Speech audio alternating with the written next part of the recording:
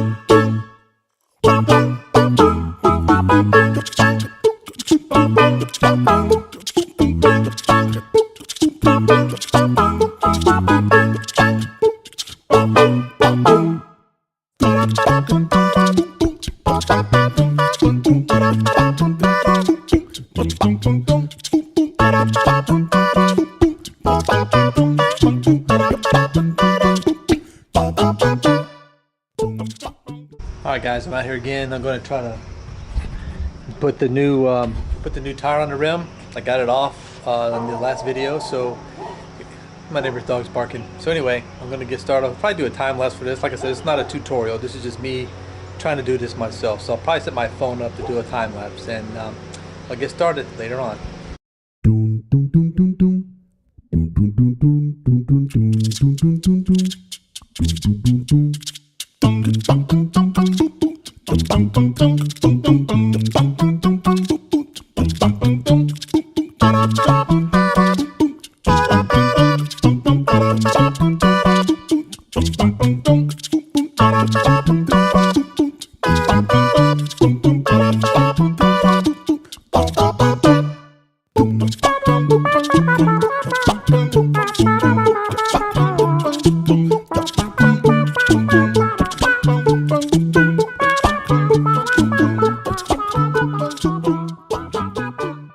Okay, so I finished the tires, and I didn't film it all because I ran into some trouble.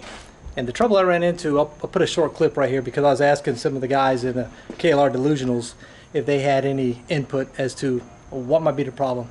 So this is just a short clip. Apparently there's no audio, but I'll do a voiceover if there's not. So as you can see, if you follow these two lines, you can see it coming around, and it goes behind the rim right there, and you can see where it's dipped down behind the rim and it comes back out on this side.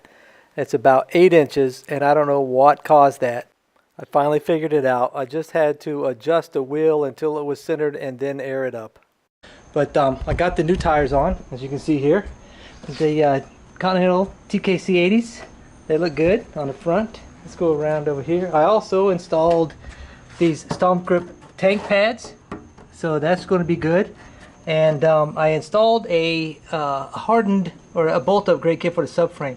I didn't do the one under the tank because I couldn't. The bolt that came with the kit was not even long enough. I don't know why that kit came from, unless I'm putting it in the wrong spot. So let me know in the comments if that's not the spot it goes. So you can see I got the TKC-80 on the back. Those are nice tires. I took it for a spin. So yeah, if you look at the clip that I insert here, and you let me know if you've ever ran into that problem, or if it was typical and I finally figured out how to get it right. Yeah, so if that's typical and I just didn't finesse it right or center the wheel and the rim or in the tire before I started inflating it, let me know. I did use all the tools that I carried with me, with the exception of a dead blow hammer to get the axle out, which I'll just use a limb or something. But it was frustrating, and there's a couple of things I did really that were novice and mistakes, stupid mistakes. I got in a hurry, and even though I knew what to do, and I knew this, I knew that these tires were directional. I got the back tire on. The first thing I didn't do, check which way it went on. So I got it on. I was all proud of myself. Had to take it back off, put it back on the right way. put the front tire on the rim, and I was using this stuff called bull snot, and I'll put a link to it in the description. It's really slippery, kind of thick, and it was all over the tire, and I could not find an arrow on the front tire. So what did I think? Well, I just assumed that it wasn't directional on the front. Not until I got it all mounted and noticed the arrow, so I had to take it off. So I basically put these tires on twice. No problem. A lot of experience changing these tires. Am I confident that I can do it again? Absolutely. Would I recommend changing your own tires to anybody? Absolutely. Would I think I would get a tire changing machine? Probably not. I'm only going to change these tires every 3,000 to 5,000 miles. Depends on how much miles I get out of them. I'm comfortable enough doing it on the floor on my porch here, or if I had a garage. The only thing I might invest in is one of those tabletop tire balancers. That might be something, and that's only like $39 or $32 at Harbor Freight.